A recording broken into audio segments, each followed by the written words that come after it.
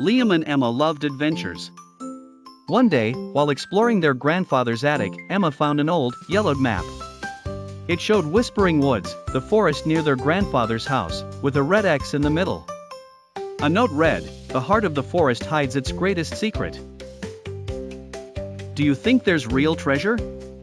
Emma whispered. "Only one way to find out." Liam grinned.